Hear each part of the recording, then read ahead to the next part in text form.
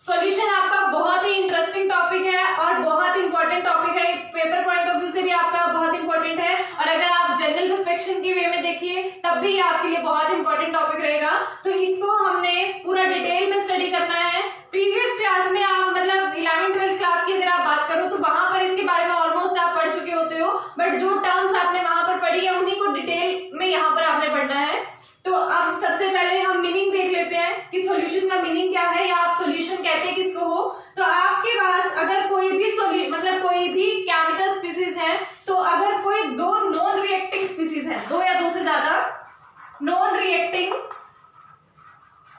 Species है या दो से ज्यादा नॉन रिएक्टिंग केमिकल्स हैं, तो उनको अगर आप मिक्स करोगे, नॉन रिएक्टिंग केमिकल्स को मिक्स करोगे, तो उसके बाद अगर हमें होमोजीनियस सॉल्यूशन मिल रहा है, होमोजीनियस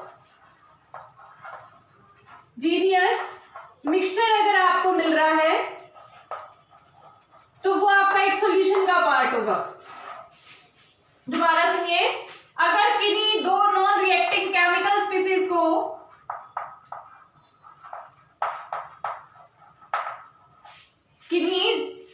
दो या दो से ज्यादा नॉन रिएक्टिंग केमिकल स्पीसीज को अगर आप मिक्स करते हो, मिक्स करने के बाद अगर आपको होमोजीनियस सॉल्यूशन मिल रहा है या मिक्सचर मिल रहा है, होमोजीनियस मिक्सचर अगर आपको मिल जाता है तो वो आपका क्या होगा, सॉल्यूशन। अगर आपने स्पीसीज जो ली है वो नॉन रिएक्टिंग नहीं है, अगर वो रिएक्टिंग स्पीसीज है आपकी, तो रिएक्टिंग स्पीसीज आपका सॉल्यूशन फॉर्म नहीं करेंगी। वो रिएक्टिंग स्पीसीज अगर आपने ली है तो वो आपको एक प्रोडक्ट फॉर्मेशन देंगी, मतलब कुछ और ही फॉर्म करके दे देती हैं आपको। जो आपने मिक्स की है वो एज इट इज हमें वो नहीं मिलती, वो हमें कुछ नया फॉर्म करके दे देती हैं। बट नॉन रिएक्टिंग स्पीसीज अगर होंगी वो एक दूसरे के साथ रिएक्ट नहीं कर सकती, बट एक दूसरे के अंदर मिक्स हो जाती है और मिक्स होने के बाद होमोजेनियस सॉल्यूशन बना देती हैं, तो वो हमारी सॉल्यूशन के फॉर्म में आएंगी। अब बात आती है नॉन रिएक्टिंग स्पीसीज किनको कहोगे और होमोजेनियस मिक्सचर किसको कहेंगे। तो नॉन रिएक्टिंग स्पीसीज तो नाम में ही दिखाई दे रहा है बिल्कुल साफ साफ। नॉन रिएक्टिंग स्पीसीज का मतलब जो एक दूसरे के साथ रिएक्ट नहीं कर सकती वो आपकी नॉन रिएक्टिंग स्पीसीज होती है, मतलब केमिकली रिएक्ट नहीं कर सकती, वो आपकी नॉन रिएक्टिंग स्पीसीज का पार्ट होंगी। और अगर इसके बाद बात करें होमोजेनियस सॉल्यूशन का या होमोजेनियस मिक्सचर की अगर आप बात करते हो, तो होमोजेनियस मिक्सचर होता है सिंगल फेज फॉर्म करना।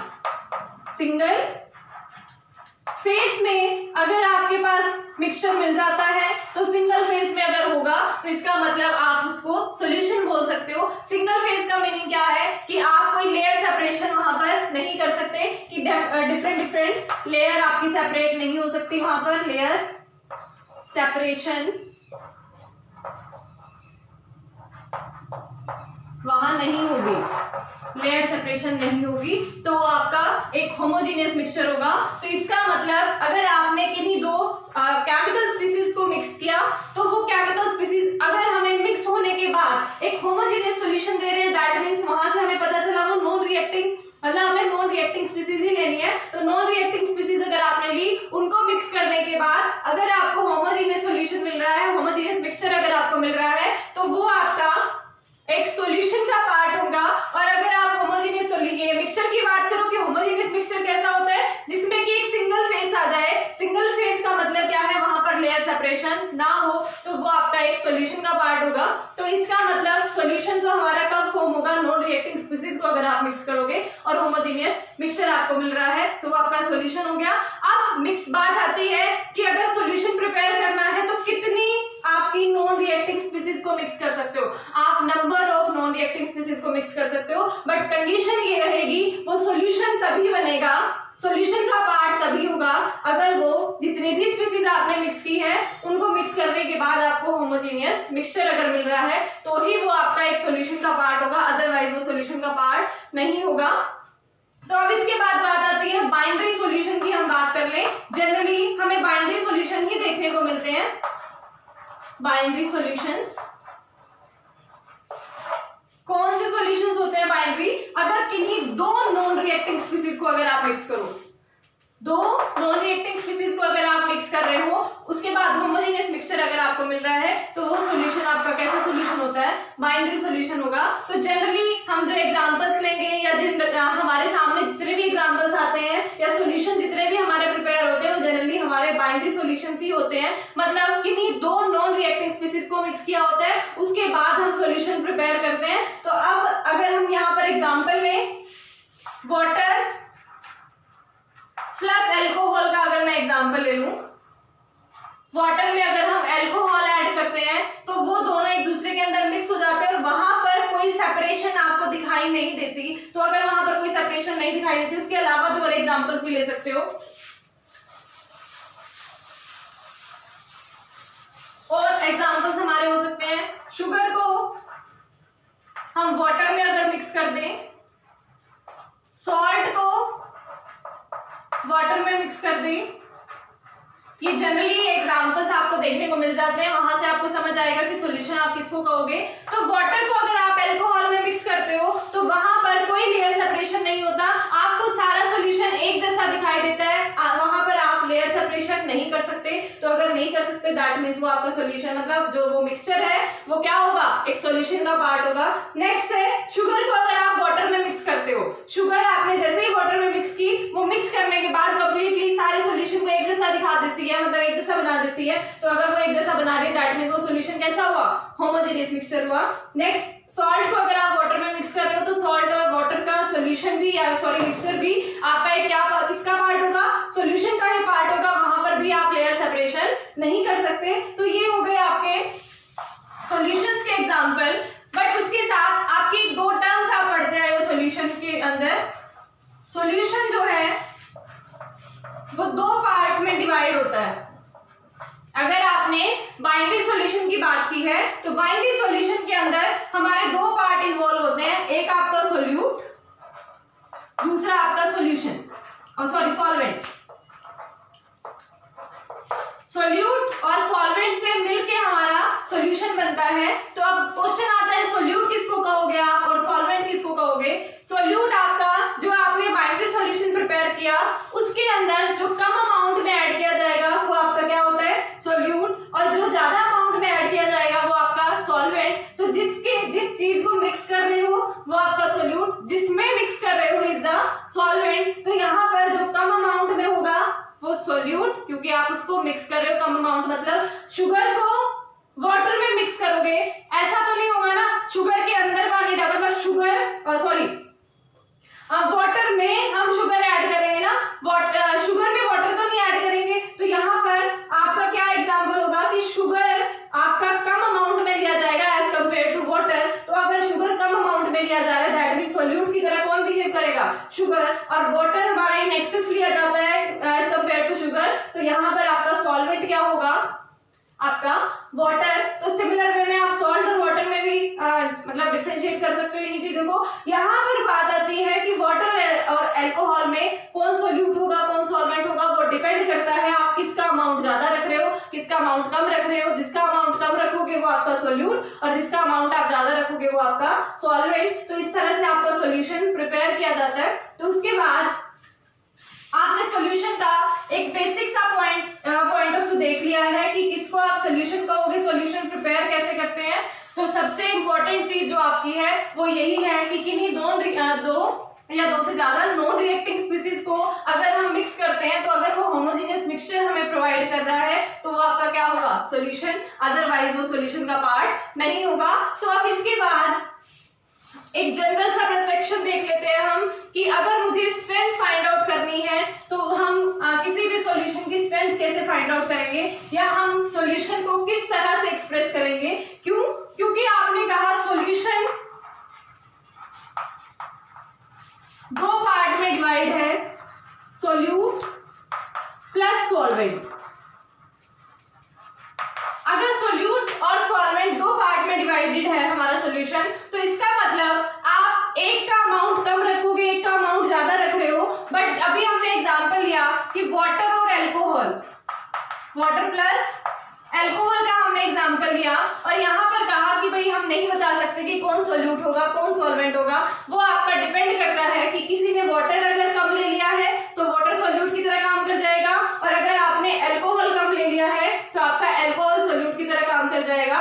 बट हमें पता कैसे चलेगा, अगर आपके सामने दो सॉल्यूशन रख दिए जाए वाटर और अल्कोहल के, तो आप कैसे डिफाइन करोगे करोगे कि किसमें कौन सा सोल्यूट की तरह काम कर रहा है और कौन सा हमारा सॉल्वेंट की तरह काम कर रहा है, तो उसके लिए आपको उसकी कॉन्सेंट्रेशन फाइंड आउट करनी पड़ेगी। कॉन्सेंट्रेशन मतलब आप क्या पढ़ते आए हो अभी तक, मतलब आप इतनी बार ऑब्जर्व करते हो कि आपके सामने लिखा होता है कि कॉन्सेंट्रेटेड सॉल्यूशन या डाइल्यूट सॉल्यूशन, तो उसका मीनिंग क्या है कि कॉन्सेंट्रेटेड सॉल्यूशन का मीनिंग क्या होता है। आप अभी तक ये जनरली यही पढ़ते आए हो कि भाई कॉन्सेंट्रेटेड का मतलब उसमें हम जिस भी स्पीसीज की बात कर रहे हैं, जिस भी केमिकल की बात कर रहे हैं, उसमें हमारा अमाउंट ज्यादा है या परसेंटेज अमाउंट जो है वो हमारा ज्यादा है, और डाइल्यूट में हमारा वाटर का अमाउंट ज्यादा हो जाता है, तो वो हमारा डाइल्यूट सॉल्यूशन के अंडर चला जाता है। तो आप अगर किसी भी सॉल्यूशन का, ये तो हमारा सॉल्यूशन हुआ वाटर और अल्कोहल का, बट अगर आप इन जनरल किसी भी सॉल्यूशन की अगर ये पता करना चाहते हो कि उसमें कितना अमाउंट ऑफ पर्टिकुलर सॉल्यूशन या पर्टिकुलर स्पीसीज का कितना अमाउंट है पर्टिकुलर केमिकल का, तो उसके लिए आपको उसकी कॉन्सेंट्रेशन फाइंड आउट करनी पड़ती है। तो कॉन्सेंट्रेशन फाइंड आउट करने के हमारे कुछ जनरल से मेथड्स हैं, उनके बारे में हम डिस्कस करते हैं वन बाय वन। तो अगर उन मेथड्स के बारे में हम बात करें तो आपके सामने कुछ 6-7 मेथड्स हैं। तो हमारा सब अब हम स्टार्ट कर रहे हैं expressing the concentration of methods of expressing, लिख लेना methods of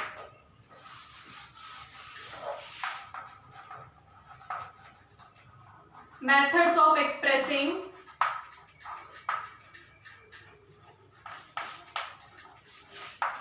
the concentration of solution। Concentration find out करने के लिए हमारे डिफरेंट मेथड्स हैं, तो उनके बारे में हमें बात करनी है वन बाय वन। तो फर्स्ट रहेगा आपका परसेंटेज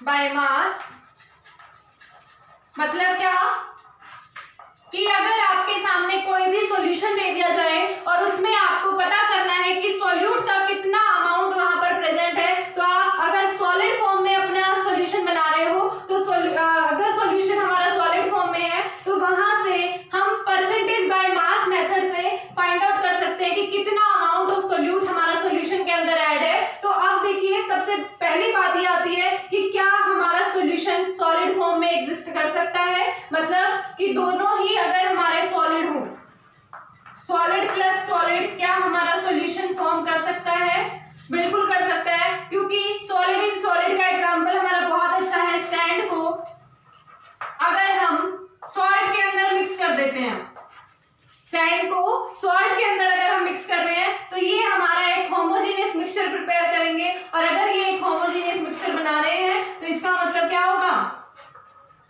होमोजेनियस मिक्सचर अगर फॉर्म कर रहे हैं ये दोनों मिक्स होके, तो उसका मतलब ये क्या होगा, ये एक हमारा सॉल्यूशन का पार्ट है। तो अगर ये सॉल्यूशन है, दैट मींस हमारा सॉल्यूशन कैसा हो सकता है कि दोनों हमारे सॉल्यूट और सॉल्वेंट दोनों के दोनों हमारे सॉलिड भी हो सकते हैं। तो अगर दोनों सॉलिड हो सकते हैं, मतलब अगर ये हमारा सॉल्यूट हो या ये हमारा सॉल्यूट हो, दोनों में से कोई भी सॉल्यूट की तरह काम करेगा, उनमें से कोई एक हमारा सॉल्वेंट की तरह काम करेगा। अब बात ये आती है कि भाई जिसको हम ज्यादा अमाउंट में ले रहे हैं उसको हम सॉल्वेंट का नाम दे देंगे, और जिसको हम कम अमाउंट में ले रहे हैं उसको हम सॉल्यूट का नाम देंगे। तो अगर हमें पता करना है कि सॉल्यूट का कितना अमाउंट हमारे सॉल्वेंट में मतलब डिसॉल्व किया गया है या मिक्स किया गया है, तो वो चीज हम फाइंड आउट कर सकते हैं परसेंटेज बाय मास मेथड से। अगर हमारे दोनों सॉलिड्स हैं तो परसेंटेज बाय मास में हम दोनों का ही टोटल मास ऑब्जर्व कर सकते हैं। मास अगर हमारे पास होगा तो अगर हमें फाइंड आउट करना है कि कितना परसेंट सॉल्यूशन ऐड, ये सॉल्यूट ऐड है, तो परसेंटेज बाय मास कैलकुलेट किया जा सकता है। Mass of solute divided by mass of solution in gram, ये भी ऊपर भी हमारा ग्राम में ही होगा, इन ग्राम इनटू 100, क्योंकि आप परसेंटेज फाइंड आउट कर रहे हो तो मल्टीप्लाई बाय 100। तो यहां से आपको क्या करना है, मास ऑफ सॉल्यूट इन ग्राम और मास ऑफ सॉल्यूशन इन ग्राम, यहां पर ये सॉल्यूशन है, मास ऑफ सॉल्यूशन इन ग्राम। तो सॉल्यूशन का मास कैसे फाइंड आउट करोगे? सॉल्यूट का मास प्लस सॉल्वेंट का मास, दोनों के मास को ऐड करो, हमारा सॉल्यूशन का मास आ जाएगा। और अगर आप इस सॉल्यूशन के मास और सॉल्यूट के मास को फाइंड आउट कर लेते हो तो वहां से उसको मल्टीप्लाई करो 100 से, वो हमें परसेंटेज दे देगा कि कितना परसेंट हमारा मास है सॉल्यूट का, या सॉल्यूट परसेंटेज। सॉल्यूट ये जो भी हमने कैलकुलेट किया, ये किसके लिए कैलकुलेट किया? सॉल्यूट के लिए। इसी तरह से अगर आप सॉल्वेंट के लिए कैलकुलेट करोगे तो mass of solvent in gram divided by mass of solution in gram into 100, तो परसेंटेज मास आप सॉल्यूट के लिए भी कैलकुलेट कर सकते हो और सॉल्वेंट के लिए भी। अब उसके बाद ये तो हमने डिस्कस किया कि अगर दोनों हमारे सॉलिड फॉर्म में एग्जिस्ट करते हैं तब तो हमारा इस तरह से कैलकुलेशन की जा सकती है, बट हमारा केस क्या हो सकते हैं कि सॉलिड इन लिक्विड भी हो सकता है, सॉलिड इन लिक्विड भी हो सकता है, और आपका लिक्विड इन लिक्विड भी हो सकता है, लिक्विड इन लिक्विड। अगर हम इनके एग्जांपल्स की बात करें, सॉलिड इन लिक्विड में अभी आपने एग्जांपल लिया था, शुगर को आप वाटर में ऐड कर दो या सॉल्ट को आप वाटर में ऐड कर दो, तो वो आपका एग्जांपल किसका था? सॉलिड इन लिक्विड का। और लिक्विड इन लिक्विड में आपका वाटर और अल्कोहल का हमने एग्जांपल लिया, वो दोनों मतलब वो एग्जांपल हमारा किसके लिए हो सकता है? लिक्विड इन लिक्विड के लिए। तो अगर आपके पास लिक्विड है तो आप उसको ग्राम में तो कैलकुलेट नहीं करोगे, उस टाइम पे वो हमारा ग्राम किसके इक्वल हो जाता है?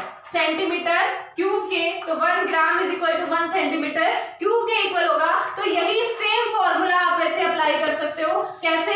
कि मास ऑफ सॉल्यूशन इन ग्राम जब आप कैलकुलेट कर रहे हो, सपोज करो कि हमारा लिक्विड जो है वो सॉल्वेंट है, तो अगर वो लिक्विड में सॉल्वेंट है तो उसके लिए हम मास कैसे कैलकुलेट करेंगे? मास कैसे कैलकुलेट करेंगे? हम उस लिक्विड का वॉल्यूम ही कैलकुलेट कर लेंगे और उसको सेंटीमीटर क्यूब में कन्वर्ट करेंगे और वो हमारा ग्राम इक्विवेलेंट के इक्वल आ जाता है। तो यहाँ से इस तरह से भी हम कैलकुलेट कर सकते हैं। तो उसका मास आपका सेंटीमीटर क्यूब के इक्वल हो जाएगा। तो वहां से हम इस मतलब इस रिलेशन में वैल्यूज पुट करेंगे और मल्टीप्लाई बाय 100 कर देंगे। तो उसके बाद आपका परसेंटेज बाय मास कैलकुलेट होके आ जाएगा, या परसेंटेज बाय वॉल्यूम भी आप कैलकुलेट कर सकते हो। परसेंटेज बाय वॉल्यूम भी कैलकुलेट कर सकते हो। उसके लिए क्या रहेगा? वॉल्यूम ऑफ सॉल्यूट इन ग्राम, और sorry volume of solute in centimetre cube, volume of solute in centimetre cube divided by volume of solution in centimetre cube into में 100। आप इसी तरह से यहाँ पर 100 लिख रही हूँ ऊपर, इनटू 100 मल्टीप्लाई बाय है ये। तो यहाँ से आप परसेंटेज बाय वॉल्यूम भी फाइंड आउट कर सकते हो इन केस अगर लिक्विड इन लिक्विड की बात हो रही है, कि सॉल्यूट भी आपका लिक्विड है और सॉल्वेंट भी अगर आपका लिक्विड है, तो आप इसके थ्रू जाओगे, परसेंटेज बाय वॉल्यूम के थ्रू चले जाओ। अगर आपका सॉलिड इन लिक्विड है, आप इसको भी फॉलो कर सकते हो और आप इसको भी फॉलो कर सकते हो, क्योंकि आपको पता है 1 ग्राम आपका 1 सेंटीमीटर क्यूब के इक्वल होता है। तो आप ग्राम लो, मतलब उस फैक्टर को आप ग्राम की फॉर्म में लो या सेंटीमीटर क्यूब की फॉर्म में लो, आपका इक्वल ही होगा। तो इस वजह से आप इस मेथड को भी फॉलो कर सकते हो और इसको भी। और हालांकि ये दोनों का मीनिंग सेम ही है। क्यों? क्योंकि यहाँ पर ग्राम लिख रहे हो, यहाँ पर सेंटीमीटर क्यूब लिख रहे हो, तो ग्राम और सेंटीमीटर क्यूब अगर इक्वल है तो ये वाला टर्म और ये वाला टर्म भी तो इक्वल हुआ ना। तो यहाँ से आप परसेंटेज कैलकुलेट कर सकते हो, चाहे सॉल्यूट की करो या सॉल्वेंट की करो, तो दोनों की हम यहाँ से परसेंटेज कैलकुलेट कर सकते हैं। तो ये आपका हुआ first method, percentage by mass. Next है आपका स्ट्रेंथ। नेक्स्ट मेथड रहेगा आपका स्ट्रेंथ। तो स्ट्रेंथ सॉल्यूशन की क्या बताती है? वो भी हमारा एक तरह से यही मेजर करके देती है कि कितना अमाउंट हमारा सॉल्यूट का ऐड है और कितना अमाउंट आपका सॉल्वेंट का ऐड है किसी भी सॉल्यूशन के अंदर। वो चीज कैलकुलेट करने में हमारी हेल्प करती है स्ट्रेंथ। तो सेकेंड इज स्ट्रेंथ। किसी भी सॉल्यूशन की अगर आपको स्ट्रेंथ फाइंड आउट करनी है तो स्ट्रेंथ आपकी कैलकुलेट की जाती है number of mass of number of grams ही लिख लो। चलो एक सेकेंड,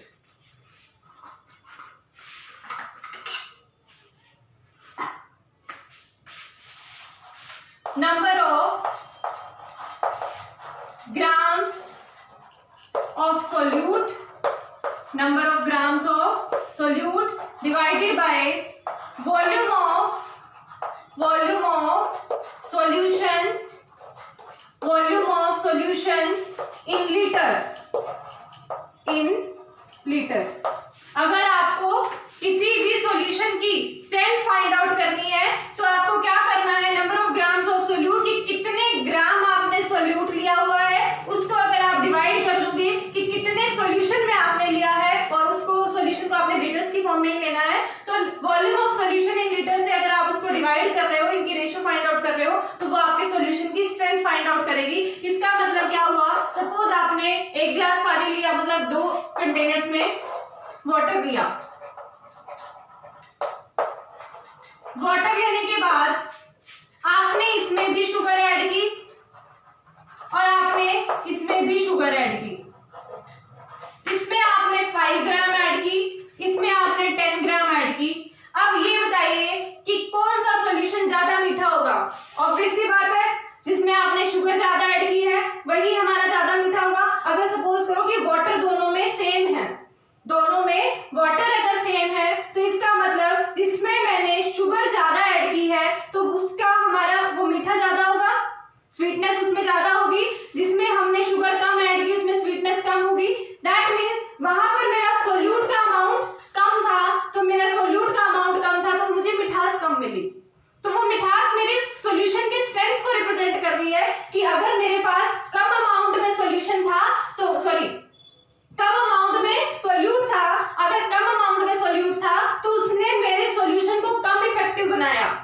जो सॉल्यूशन वो बनाने चला था उसको कम इफेक्टिव बनाया। दैट मीन्स उसकी स्ट्रेंथ वहां पर कम थी और जैसे ही हमने सोल्यूट का अमाउंट इंक्रीज कर दिया उसकी मिठास बढ़ गई, सॉल्यूशन की मेरी स्ट्रेंथ बढ़ गई, वो इफेक्टिव सॉल्यूशन बना एज कंपेयर टू दिस। तो इसके कंपैरिजन में मेरा ये वाला सॉल्यूशन ज्यादा इफेक्टिव अगर बन रहा है तो मेरी इसकी स्ट्रेंथ ज्यादा है और इसकी स्ट्रेंथ ज्यादा हम मैथमेटिकली अगर रिप्रेजेंट करें तो हमारा number of gram of solute, तो यहाँ number of gram of solute 10 है, यहाँ पर number of gram of solute अगर हमारे 5 है और वॉल्यूम ऑफ सॉल्यूशन अगर मैं सेम रख रही हूँ, इतना ही वाटर मैंने यहाँ पर लिया, इतना ही वाटर मैंने यहाँ पर लिया, अगर मैं यहाँ पर हमारा अमाउंट सेम रख रही हूँ मतलब सॉल्यूशन का, और उसके बाद अगर मैं अमाउंट ऑफ स्ट्रेंथ ये वेट ऑफ आपका सोल्यूट जो है वो चेंज कर रही हूँ, तो चेंज करने से मेरी स्ट्रेंथ हमारी बिल्कुल डिफर कर जाएगी, जिसके नंबर ऑफ ये मोल्स या number of grams of solute जो है वो ज्यादा होंगे, वो आपका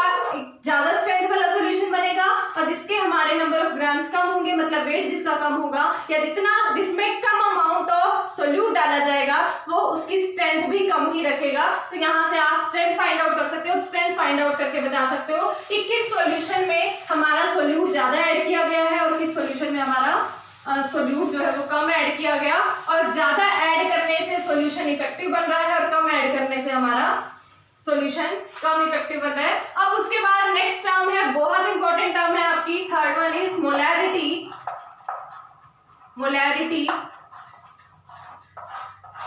एग्जाम में बहुत पूछा जाता है इससे क्वेश्चन। आप 3 टर्म्स पढ़ते हो जो कि आप 12th क्लास में भी पढ़ के आ चुके हो, मोलैरिटी, मोलैलिटी और नॉर्मेलिटी, 3 टर्म्स पढ़ोगे। ये भी हमारा स्ट्रेंथ या फिर आपकी कॉन्सेंट्रेशन कहिए कि कॉन्सेंट्रेशन फाइंड आउट करने का ही एक मेथड है। इसको हम यहाँ मोलैरिटी जब भी आपकी कैलकुलेट की जाएगी इसको रिप्रेजेंट करने का एक मेथड होता है कि इसको हम डिनोट करते हैं कैपिटल एम से, कैपिटल एम से इसको डिनोट किया जाएगा, और इसका मैथमेटिकल अगर फॉर्मूला अगर हम देखें तो वो आपका इक्वल होता है नंबर ऑफ, बहुत इंपॉर्टेंट है ये, अच्छे से समझना, number of moles of solute, number of moles of solute divided by volume of solution in, volume of solution in litres. अब कुछ एक तो इसको स्ट्रेंथ वाले फॉर्मूले से ही रिलेट कर जाएंगे कि मैम ने वही चीज लिख दिया रिपीट करके कि वही सेम फॉर्मूला तो वहां पर लिखा था, वहां पर number of grams of solute था, यहाँ पर number of moles of solute है, यहाँ पर मोल्स की बात कर रहा है, वहां पर वेट की बात कर रहा था, नंबर ऑफ ग्राम रिप्रेजेंट कर रहा था वेट का कि वेट कितना लिया हुआ है आपने सॉल्यूशन का, इसका सोल्यूट का, तो वो हमारा वेट को रिप्रेजेंट कर रहा था। यहाँ पर आप नंबर ऑफ मोल्स की बात कर रहे हो तो नंबर ऑफ मोल्स को आप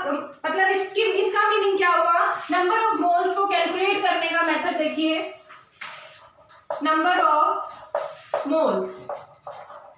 अब वो फैक्टर आपका यहीं पर यूज होगा, number of gram of solute, number of gram of solute divided by molecular mass, molecular mass of solute, molecular mass of solute.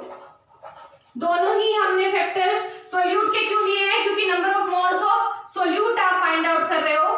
Number of moles of solute अगर हमें कैलकुलेट करने हैं तो वो आपका इक्वल होता है किसके, number of grams of solute divided by molecular mass of solute. Number of grams का मतलब फिर से क्या हो गया, वही वेट, वही मास की ही बात कर रहे हैं। तो अगर आप इन शॉर्ट इसको याद करना चाहते हो कि number of moles of solute कैसे फाइंड आउट करते हो, आप मास divided by molecular mass, molecular mass, इस फॉर्म में बहुत इजी रहेगा आपके लिए लर्न करना कि number of moles of solute कैसे फाइंड आउट करते हो, मास of solute divided by molecular mass of solute. अगर आप एक थ्योरेटिकल वे में इसको लिख रहे हो तो आपके सामने number of gram of solute, meaning same ही है, मास ऑफ सोल्यूट, तो number of gram of solute divided by molecular mass of solute. तो यहाँ पर भी तो हमने ये लिखा है मास बाय मॉलिक्यूलर मास, किसका, दोनों ही सोल्यूट के, क्योंकि आप नंबर ऑफ मोल्स किसके फाइंड आउट कर रहे हो, आप इसके सोल्यूट के ही फाइंड आउट कर रहे हो। तो ये वैल्यू आप जब यहाँ पर पुट करेंगे तो हमारी मोलैरिटी किसके इक्वल आ जाएगी, मोलैरिटी वर्ड है ये,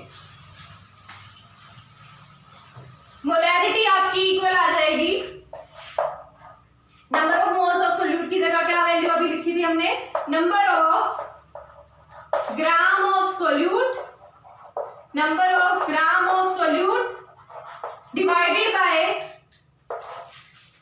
molecular mass, molecular mass of solute, molecular mass of solute divided bye, ये तो एज इट इज रहेगा डिनोमिनेटर में, तो वॉल्यूम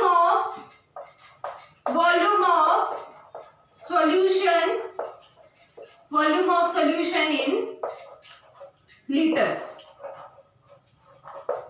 तो क्या है आपका मोलैरिटी का formula, number of gram of solute divided by molecular mass of solute divided, मतलब ये हमारा ये भी कहाँ जाएगा, वैसे डिनोमिनेटर में ही आ जाएगा ना, क्योंकि आप न्यूमरेटर बाय डिनोमिनेटर और उसके फॉर्म में भी डिनोमिनेटर, तो ये आपका ये वाला डिनोमिनेटर वाला फैक्टर भी यहीं आ जाता है। तो आपका ये रिलेशन क्या होगा, number of gram of solute divided by molecular mass of solute, तो मॉलिक्यूलर मास ऑफ सोल्यूट भी यहाँ डिनोमिनेटर में ही मल्टीप्लिकेशन में एक तरह से, तो ये मैं पहले नीचे लिख देती हूँ इसको, यहां साथ में रहेगा मॉलिक्यूलर मास ऑफ सोल्यूट, इन दोनों फैक्टर्स की मल्टीप्लिकेशन है मेरे डिनोमिनेटर में। अब number of gram of solute divided by volume of solution in litre से कुछ याद आया, अभी हमने जस्ट स्ट्रेंथ का फॉर्मूला लिखा था और स्ट्रेंथ फाइंड आउट करने के लिए हमने क्या रिलेशन बताई थी कि number of gram of solute divided by volume of solution in litre, ये तो सेम स्ट्रेंथ ही हो गई।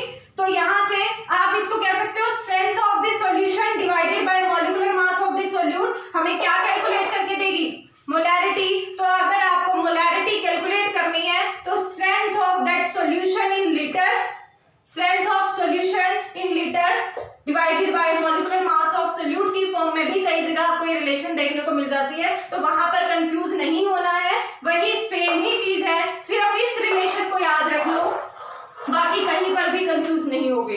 Number of moles of solute divided by volume of solution in litre, और साथ ही साथ आपको कैलकुलेट करने आने चाहिए number of moles. Number of moles of solute आप कैसे कैलकुलेट करते हो, number of gram of solute divided by molecular mass of solute. तो ये अगर आपने फाइंड आउट कर लिया है तो आप मोलैरिटी में कभी मार नहीं खाओगे, वो चीज आप इजीली कैलकुलेट कर सकते हो। तो यहाँ से आपकी हुई मोलैरिटी की बात, और इसके साथ एक चीज और आपको पता होनी चाहिए, सपोज आपको कोई कहता है 2m, इस तरह से लिख के दे दे 2m, इसका मीनिंग क्या है, 2m सॉल्यूशन आपके सामने लिखा हुआ है, मतलब solution of HCl, solution of HCl। अगर उसने कहा कि 2m सॉल्यूशन ऑफ HCl, इसको प्रोनाउंस करने का मेथड होता है 2 मोलर, यहां बड़ा बड़ा लिख रही हूं, मोलर। m को आपको कैपिटल M सॉल्यूशन के साथ जब भी लिखा हुआ दिख रहा है, कैपिटल M, बार बार बोल रही हूँ कैपिटल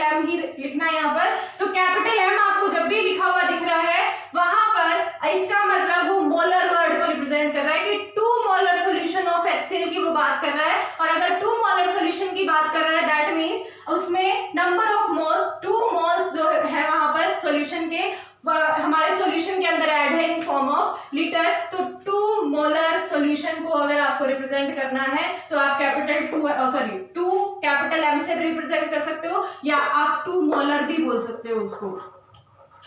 तो ये हुई आपकी मोलैरिटी। अब इसके बाद नेक्स्ट टर्म हम करेंगे या नेक्स्ट मेथड हम करेंगे कॉन्सेंट्रेशन फाइंड आउट करने का। नेक्स्ट मेथड आपका रहेगा नॉर्मेलिटी। नॉर्मेलिटी से पहले हम मोलैरिटी कर लेते हैं। चलो, fourth one is molality. Molality, ये मोलैलिटी है, वो मोलैरिटी थी, मोलैरिटी। और अब हम कर रहे हैं मोलैलिटी। मोलैरिटी को हमने कैपिटल M से रिप्रेजेंट किया था, मोलैलिटी को हम स्मॉल m से रिप्रेजेंट करते हैं। तो हमारी इसकी रिप्रेजेंटेशन की अगर हम बात करें तो वो है हमारी स्मॉल m। अब इसका हम मैथमेटिकल वे में कैसे कैलकुलेट कर सकते हैं वो बात करते हैं। तो small m which is molality equals to number of moles of solute, number of moles of solute divided by mass of solvent in kilogram। ये आपकी मोलैलिटी को कैलकुलेट करके देगा। यहां पर डिफरेंस दोनों में सिर्फ क्या आया है, मोलैरिटी आपने number of moles of solute divided by volume of solution in kilogram sorry in litre लिया था।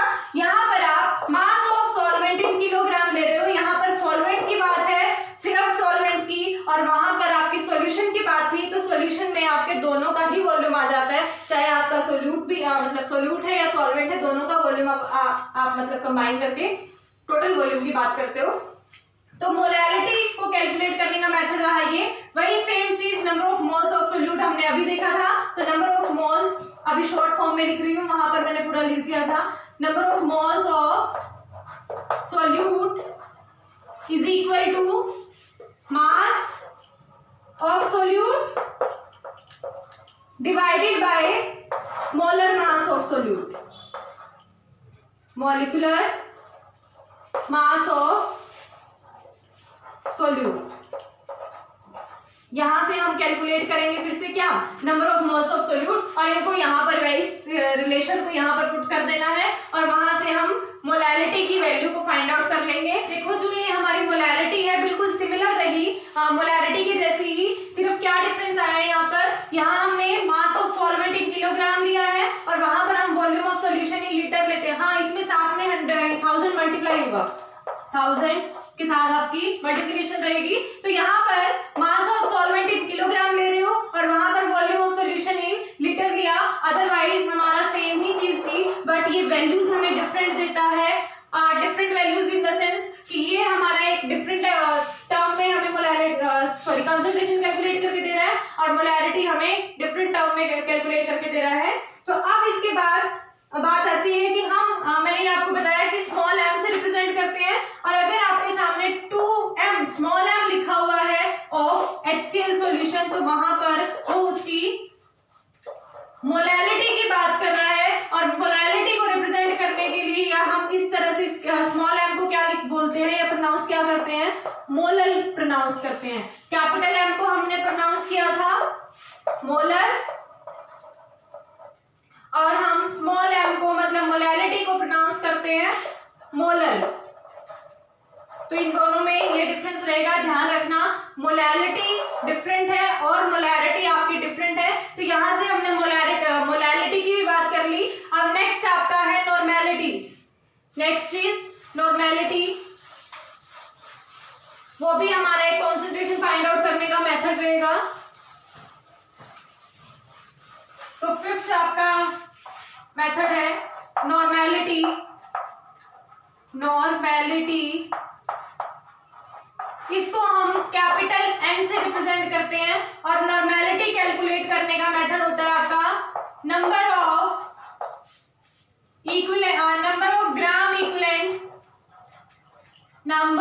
Gram equivalent solute, number of gram equivalent of solute divided by volume of solution in liter, volume of solution in liter। इसमें हमारा denominator same आ गया normality के, और हाँ ये हमारा डिनोमिनेटर सेम आ गया मोलैरिटी के, मोलैरिटी और नॉर्मेलिटी में डिनोमिनेटर में सेम फैक्टर आ रहा है, वही same volume of solution in litre, but यहाँ पर एक टर्म चेंज कर दी उसने, number of gram equivalent of solute. अब क्वेश्चन आता है कि हम तो number of moles of solute की बात कर रहे थे, नंबर ऑफ ग्राम इक्विवेलेंट तो हमने अभी तक देखा ही नहीं था, तो ये टर्म हम कैसे कैलकुलेट करेंगे? तो नंबर ऑफ ग्राम इक्विवेलेंट अगर आपको कैलकुलेट करना है, नंबर ऑफ ग्राम इक्विवेलेंट अगर आपको कैलकुलेट करना है तो उसके लिए मेथड रहेगा number of gram of solute, number of gram of solute मतलब mass of solute, number of gram का मतलब क्या है, कितना मास आपने सोल्यूट का लिया, divided by equivalent mass of solute. हमने नंबर ऑफ मोल्स कैलकुलेट किया था सॉल्यूट के लिए, उसके लिए फॉर्मूला क्या था, number of gram of solute divided by molecular mass of solute, और हमारा नंबर ऑफ ग्राम इक्विवेलेंट में क्या आ गया, इक्विवेलेंट मास ऑफ सोल्यूट। तो ये इक्विवेलेंट मास आपका क्या होता है, इक्विवेलेंट मास आपका किस बेसिस पर डिसाइड किया जाता है, एसिडिटी या बेसिसिटी पर डिपेंड करता है आपका, और इसको हम कैलकुलेट कैसे करते हैं इक्विवेलेंट मास को, इक्विवेलेंट मास को कैलकुलेट करने का मेथड होता है आपका molecular mass divided by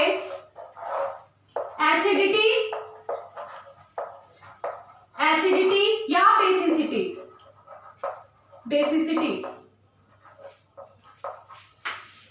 molecular mass, equivalent mass of solute को कैलकुलेट करने का मेथड बता रही हूं ये, molecular mass of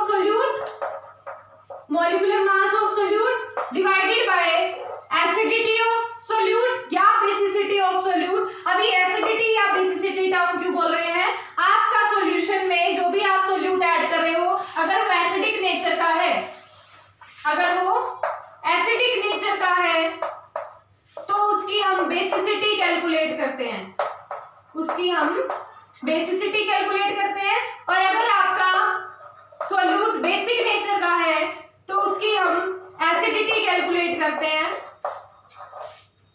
acidic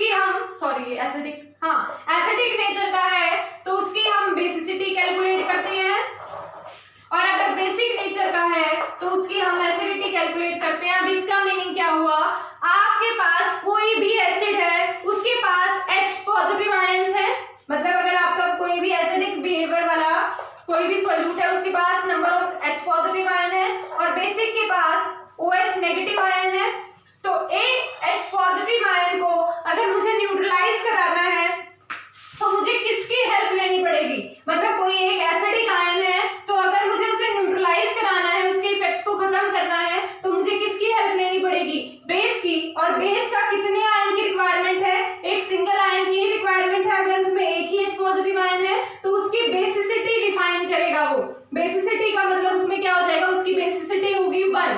in case आपके जो भी एसिड आपने लिया है उसके पास 2H पॉजिटिव आयन है, तो 2H पॉजिटिव आयन को न्यूट्रलाइज करने के लिए हमें कितने OH नेगेटिव आयन चाहिए, वो उसके लिए हमें 2 OH नेगेटिव आयन चाहिए। इसका मतलब कोई एसिड को न्यूट्रलाइज करने के लिए मुझे किसी बेस की जरूरत है, तो वो बेस की बेसिस मतलब बेस कितना रिक्वायरमेंट है वो उसकी बेसिसिटी को डिफाइन करता है। किसी भी एसिड की बेसिसिटी होती है और बेस की आपकी एसिडिटी होगी, कि अगर आपके पास अब वही चीज बेस के लिए बोलो एक OH नेगेटिव आयन है तो 1 हमारा H पॉजिटिव आयन रिक्वायर्ड है, और अगर हमारे 2 OH नेगेटिव आयन है तो हमारे 2H पॉजिटिव आयन रिक्वायर्ड है। तो किसी भी बेस की एसिडिटी डिफाइन करेगी कि हमें कितने एसिड वाला आयन चाहिए, तो वहां से हम बेस की बेसिसिटी और एसिड की बेस की एसिडिटी और एसिड की बेसिसिटी कैलकुलेट करेंगे। अगर हमारा एक ही H पॉजिटिव आयन है किसी एसिड के पास तो उसकी बेसिसिटी 1 हो जाएगी।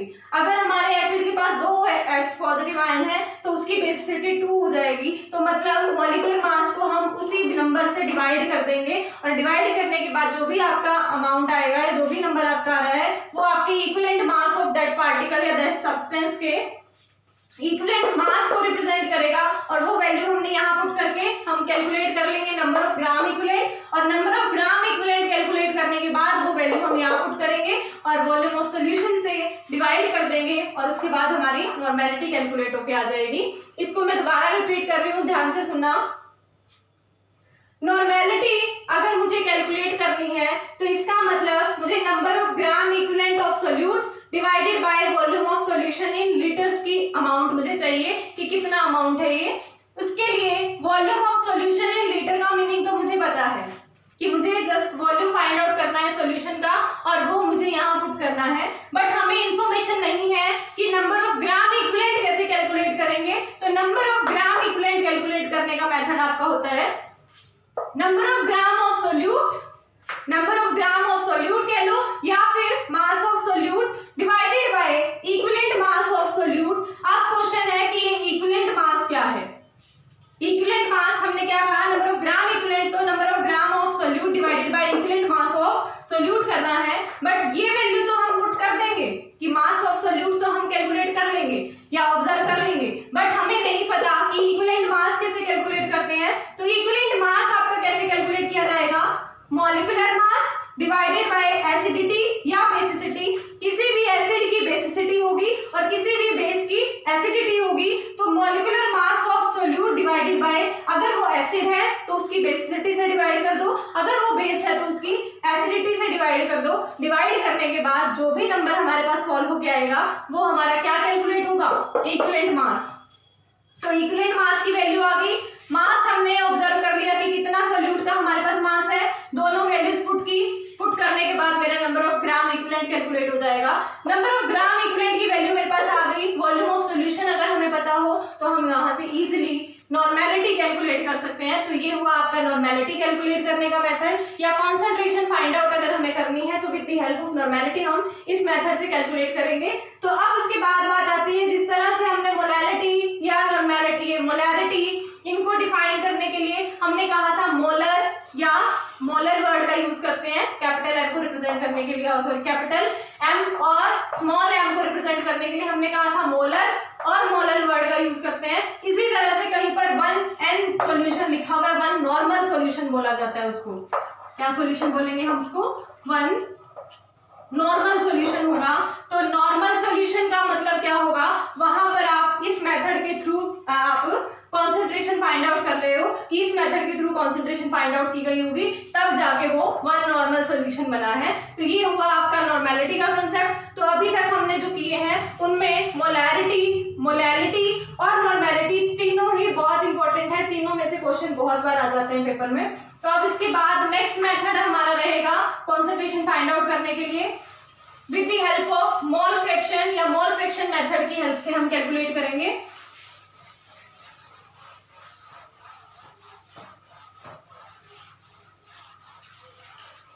देखिए अब मोल फ्रैक्शन क्या होगा आपका, 6th मेथड हम कर रहे हैं मोल फ्रैक्शन। बहुत इजी सा है ये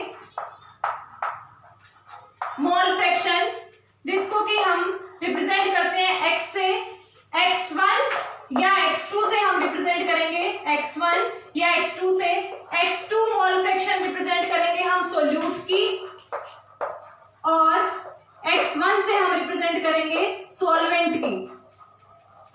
अगर मैं सोल्यूट का मोल फ्रैक्शन कैलकुलेट करूंगी तो वो मैं x2 से रिप्रेजेंट करने वाली हूं, और अगर मैं सॉल्वेंट का मोल फ्रैक्शन रिप्रेजेंट करूंगी तो वो मैं x1 से रिप्रेजेंट करने वाली हूं। बट क्वेश्चन है कि मोल फ्रैक्शन एक्चुअल में है क्या।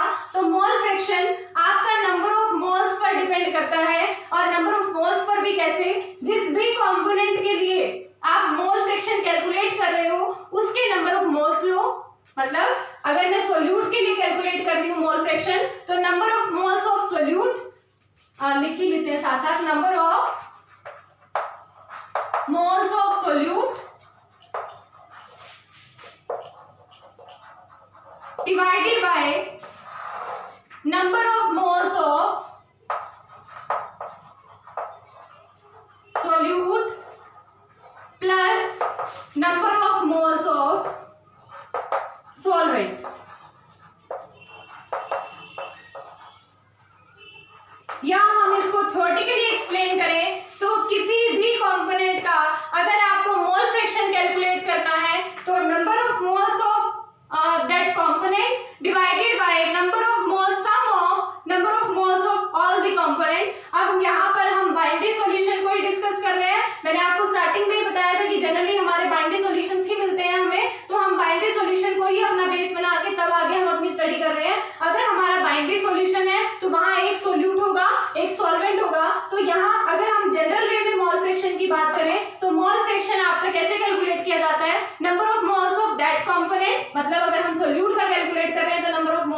सोल्यूट डिवाइडेड बाय सम मतलब एडिशन ऑफ, यहाँ प्लस का साइन है ये, sum of number of moles of all the component. तो number of moles of solute plus number of moles of solvent, अगर हमारे दो ही कंपोनेंट है तो number of moles of solute को रिप्रेजेंट करने के लिए हम N2 अगर रिप्रेजेंट करें और N1 से मैं सॉरी N2 प्लस N1, यहाँ पर N1 N2 क्या है, N1 जो है आपका number of moles of solvent, moles of solvent, और यहाँ N2 आपका क्या है, number of moles of solute. तो ये चीज ध्यान रखना, 2 वर्ड से जब सफिक्स में 2 है वो हम मोल फ्रैक्शन कह लो या नंबर ऑफ मोल्स कह लो, हम सोल्यूट के लिए रिप्रेजेंट कर रहे हैं, और 1 सफिक्स में जब भी है वो हम सॉल्वेंट के लिए रिप्रेजेंट कर रहे हैं। तो ये मोस्टली बुक्स में ऐसा ही देखा जाता है, इसलिए आपको ये जनरलाइजेशन दे रही हूँ। अदरवाइज आप x1 किसी को भी कह सकते हो, x2 किसी को भी कह सकते हो। तो मोस्टली सॉल्यूट के लिए 2 से ही रिप्रेजेंट करता है और सॉल्वेंट के लिए हमारा, क्योंकि कंपोनेंट 1 देखो सॉल्यूट और सॉल्वेंट 2 से मिलकर बना हुआ है सॉल्यूशन, और हमारा सॉल्वेंट मेन रोल प्ले करता है क्योंकि उसमें मिक्स किया जा रहा है। तो हम इसको 1 से कंपोनेंट मतलब फर्स्ट कंपोनेंट, इसको हम सेकंड कंपोनेंट मान के चलते हैं। तो इसीलिए x1 मेरा सॉल्वेंट, x2 मेरा सॉल्यूट। तो यहाँ से अगर मैंने x2 कैलकुलेट करना था तो मेरा N2 bye N1 plus N2 के इक्वल आ गया। अगर इसी तरह से मैं सॉल्वेंट के लिए कैलकुलेट करूं तो पूरा वही लिखेंगे, is equal to number of moles of solvent आ जाएगा। तो यहाँ आपका N1 divided by number of moles of solute plus number of moles of solvent, वही सेम, तो N1 प्लस N2। तो यहां से आपका आ गया ये सॉल्वेंट के लिए और ये आपका सॉल्यूट के लिए, ये सॉल्वेंट के नंबर ऑफ मोल्स और ये हमारे सॉल्यूट के नंबर ऑफ मोल्स। तो number of moles of solute और ये number of moles of solvent, और number of moles of solute और सॉल्वेंट को अगर हम ऐड कर देते हैं, मतलब x1 प्लस x2 अगर मैं करूं तो वो हमेशा 1 के इक्वल आएगा, क्योंकि number of moles of solute और number of moles of solvent से ही तो कंप्लीट सॉल्यूशन बनता है ना। तो अगर जितना ये होगा प्लस जितना ये होगा, दोनों मेरा कंप्लीट सॉल्यूशन 1 के इक्वल देंगे। तो x1 plus x2 is equal to 1 के होता है। ये रिलेशन बहुत इंपॉर्टेंट है, मैथमेटिकल वे में आपको क्वेश्चन जब सॉल्व करने हैं तब बहुत यूज होगी ये। तो x1 plus x2 is equal to always equal to 1 कि नंबर ऑफ मोल्स ऑफ किसी भी सॉल्यूशन के number of moles of all the component is equal to 1 होते हैं हमेशा। तो अगर हम बाइनरी सॉल्यूशन की बात कर रहे हैं तो हमारा x1 plus x2 is equal to 1 के इक्वल हो गया। तो ये हुआ आपका मोल फ्रैक्शन। इसी तरह से नेक्स्ट आपका अगर पॉइंट मान के चलो या नेक्स्ट मेथड मान के चलो, तो नेक्स्ट मेथड आपका हो सकता है मास फ्रैक्शन। यही लिख देती हूँ, 7th पॉइंट या 7th मेथड आपका होगा मास फ्रैक्शन। यहीं पर क्यों लिख रही हूँ, क्योंकि यहाँ पर सेम ही मेथड है इसका, सिर्फ मोल फ्रैक्शन की जब आपने बात की थी सेम ही मतलब इसका पूरी कैलकुलेशन रहेगी।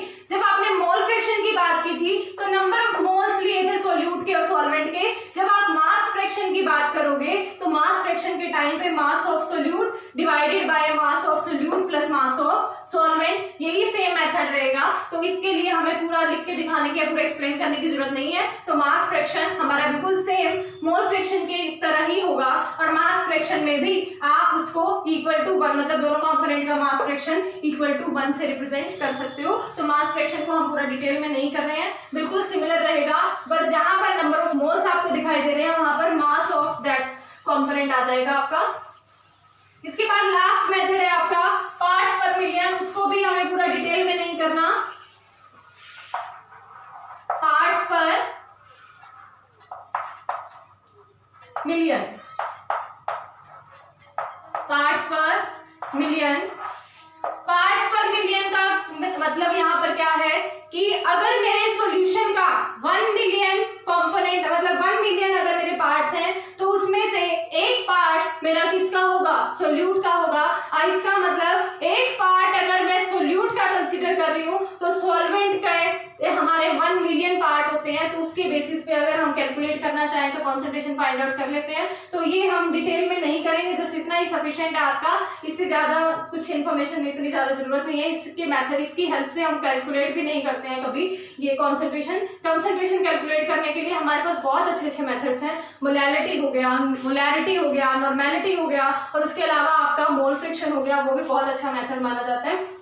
तो ये हमारे लिए सिर्फ इतना ही रहेगा। उसके बाद बहुत इंपॉर्टेंट सी बात है, छोटा सा एक टॉपिक है आपका, टॉपिक नहीं कहेंगे, इसी में से ही आपके कुछ इंपॉर्टेंट नोट की तरह कह लो कि कुछ इंपॉर्टेंट नोट है हमारे कि टेम्परेचर के, किसी सॉल्यूशन के टेम्परेचर चेंज करने से, क्या कहा, किसी सॉल्यूशन का टेम्परेचर चेंज करने से सॉल्यूशन की नॉर्मेलिटी भी चेंज हो जाती है। Normality after changing temperature, after changing temperature of any solution, हमारी नॉर्मेलिटी भी चेंज हो जाती है, मोलैरिटी भी चेंज हो जाती है, मोलैरिटी भी चेंज हो जाती है, और आपका स्ट्रेंथ भी चेंज हो जाती है। बट यहां दो अलग से लिख रही हूं, मोलैलिटी और मोल फ्रैक्शन कभी भी चेंज नहीं होगा। सुनिए, after changing temperature of this solution, मान लो मैंने एक सॉल्यूशन प्रिपेयर करा, उस सॉल्यूशन को प्रिपेयर करने के बाद मैंने उसकी कॉन्सेंट्रेशन फाइंड आउट कर ली किसी भी मेथड से, जो हमने 7-8 मेथड अभी देखे, उनमें से मैंने किसी की भी हेल्प लेके मैंने सॉल्यूशन की कॉन्सेंट्रेशन फाइंड आउट कर ली। अब सॉल्यूशन की कॉन्सेंट्रेशन फाइंड आउट करने के बाद मैंने क्या किया, उसका टेम्परेचर चेंज कर दिया, सॉल्यूशन का टेम्परेचर चेंज करने के बाद अगर मैंने नॉर्मेलिटी मेथड का यूज किया होगा या मोलैरिटी मेथड का यूज किया होगा या स्ट्रेंथ की हेल्प से मैंने कॉन्सेंट्रेशन फाइंड आउट की होगी, तो डेफिनेटली मेरी ये वैल्यूज की कॉन्सेंट्रेशन चेंज हो जाएगी, कॉन्सेंट्रेशन विल चेंज, तो कॉन्सेंट्रेशन हमारी चेंज हो जाएगी। बट अगर मैंने कॉन्सेंट्रेशन पहले मोलैरिटी की हेल्प से या मोल फ्रैक्शन की हेल्प से की है तो मेरी कॉन्सेंट्रेशन चेंज नहीं होगी। रीजन अभी बता रही हूं, पर पहले सुन लो कि मैं बोल क्या रही हूं, कॉन्सेंट्रेशन डजंट चेंज। देखो क्या कहा, अगर मैंने कोई सॉल्यूशन लिया, उसकी मैंने कॉन्सेंट्रेशन फाइंड आउट कर ली any one of this methods, किसी की भी हेल्प से, तो यहां जैसे ही मैंने कॉन्सेंट्रेशन फाइंड आउट की, कॉन्सेंट्रेशन फाइंड आउट करने के बाद मैंने फिर से उस टेम्परेचर को उस सॉल्यूशन को थोड़ा टेम्परेचर प्रोवाइड कर दिया। अगर मैंने उस सॉल्यूशन को टेम्परेचर प्रोवाइड किया तो उसमें से अगर मैंने नॉर्मेलिटी की हेल्प से या मोलैरिटी वाले कंसेप्ट से या स्ट्रेंथ वाले कंसेप्ट से मैंने कॉन्सेंट्रेशन फाइंड आउट की होगी, तो मेरा टेम्परेचर चेंज करने के बाद मेरी कॉन्सेंट्रेशन जो मैंने कैलकुलेट कर रखी है वो चेंज हो जाएगी। बट अगर मैंने मोलैरिटी से या मोल फ्रैक्शन की हेल्प से कॉन्सेंट्रेशन फाइंड आउट कर रखी होगी तो मेरी कॉन्सेंट्रेशन चेंज नहीं होगी। अब इसका रीजन सुनिए कि रीजन क्या है कि ऐसा क्यों होगा। आप तीनों के फॉर्मूलाज याद कीजिए, तीनों में ही फॉर्मूला याद करो, तीनों के डिनोमिनेटर्स देखिए अपनी नोटबुक में जो आपने नोट किया है। डिनोमिनेटर में तीनों में volume of solution in litres था। क्या था? Volume of solution in litres था। बट मोलैलिटी के केस में कहाँ गई? मोलैलिटी के केस में और मोल फ्रैक्शन के केस में, हमारा मोलैलिटी के केस में तो mass of solvent in kilogram था, mass of solvent in kilogram, और मोल फ्रैक्शन के केस में तो हमारे नंबर ऑफ मोल्स ही थे, वहां पर भी हमने वॉल्यूम की बात नहीं की। तो इसका मतलब अगर मैं किसी भी सॉल्यूशन को टेम्परेचर प्रोवाइड करती हूं तो टेम्परेचर प्रोवाइड करने से वॉल्यूम तो चेंज हो सकता है। टेम्परेचर प्रोवाइड किया, पार्टिकल्स ने मूव करना स्टार्ट कर दिया, मूव करना स्टार्ट किया तो वॉल्यूम चेंज हो जाएगा, बट मास कभी भी पार्टिकल्स का चेंज नहीं होगा। यहाँ पर हम मास लेके चल रहे हैं तो मास हमारा पार्टिकल्स का चेंज नहीं होगा, बट वॉल्यूम चेंज हो सकता है। तो वॉल्यूम अगर चेंज हो सकता है तो मेरा कॉन्सेंट्रेशन चेंज हो जाएगी, बट अगर मास चेंज नहीं हो सकता तो मेरी कॉन्सेंट्रेशन की वैल्यू चेंज नहीं होगी। जो पहले कैलकुलेट की थी वही बाद में हमारी कैलकुलेट हो जाएगी, चाहे जितना मर्जी टेम्परेचर आप इंक्रीज कर रहे हो। तो concentration doesn't change in case of molality and mole friction after changing the temperature, but हमारा normality, molality और strength जो है उसकी हेल्प से अगर हमने concentration कैलकुलेट की है तो वो हमारी चेंज हो जाएगी आफ्टर चेंजिंग द टेम्परेचर। तो ये हुआ आपका आज का टॉपिक, बाकी हम नेक्स्ट क्लास में करेंगे। आज के लिए थैंक यू।